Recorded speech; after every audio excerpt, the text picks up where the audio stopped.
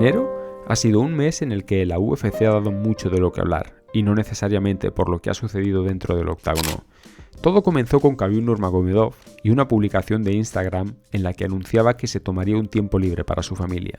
Es decir, Khabib, uno de los campeones de mayor proyección que la UFC ha tenido en los últimos años y que se retiró invicto, ahora también abandona los campamentos, a su equipo y a sus luchadores para poder estar más tiempo con su familia. Las preguntas que todos nos hicimos fueron dos. ¿Cómo afectará eso a peleadores como Islam Makhachev? Y si este es un adiós definitivo.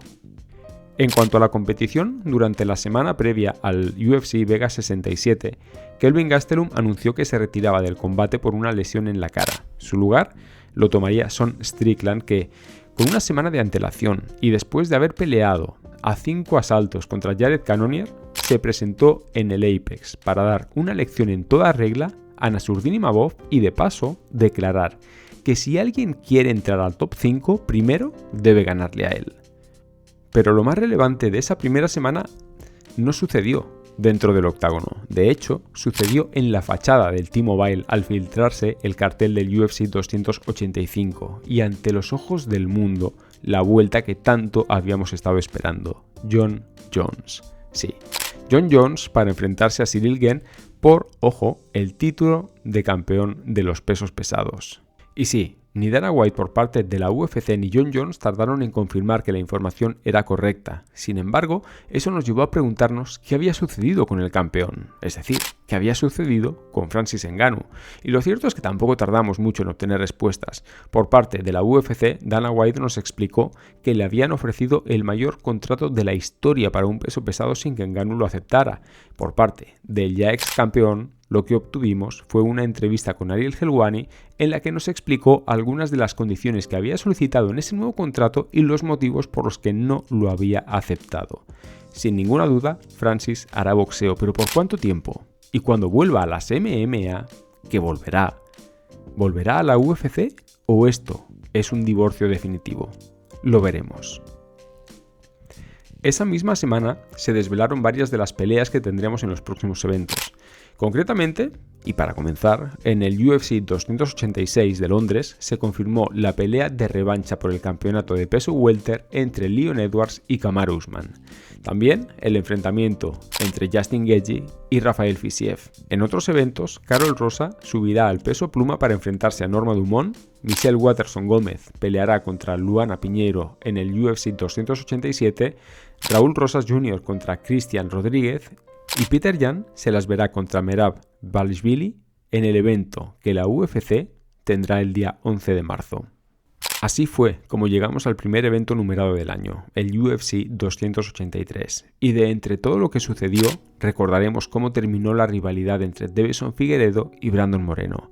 Terminó con el peleador mexicano como campeón indiscutible del peso mosca.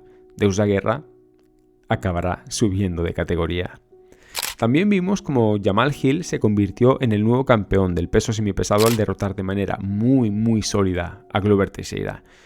Pero más allá de los resultados, siempre recordaremos a las leyendas, porque ese mismo día, el 21 de enero del 2023, se retiraron de manera oficial Mauricio Shogun Rua a sus 41 años, con récord de 27 victorias, 14 derrotas, campeón de Pride en 2005, campeón del peso semipesado en la UFC en 2010 y en definitiva uno de los peleadores más importantes de la historia de las MMA, gracias a combates como los que disputó en la UFC contra Mark Coleman, Chuck Liddell, Lyoto Machida, Dan Henderson o Minotauro Nogueira. Glover Teixeira también se retira a los 43 años. Su currículum lo dice absolutamente todo. 33 victorias, 9 derrotas, ex campeón de la UFC, 13 finalizaciones, 7 sumisiones, 10 bonos de la noche, 953 golpes significativos. Pero si de leyendas estamos hablando, también hay que mencionar que José Aldo será incluido en el Hall of Fame durante la International Week de julio en Las Vegas. Y para concluir, terminamos confirmando más combates. Por ejemplo, Kelvin Gastelum volverá en el UFC 287 contra Chris Curtis. Jalen Turner se las verá contra Dan Hooker en el UFC 285, mismo evento donde tendremos la pelea de campeonato entre Valentina Shevchenko y Alexa Grasso y la bomba de la semana, UFC 287, Alex Pereira contra Israel Adesanya 2. Pero no solo eso, sino que Gilbert Burns volverá y lo hará para enfrentarse a Jorge Masvidal. ¿Y ahora? Ahora vamos a por febrero y yo estaré aquí para contártelo.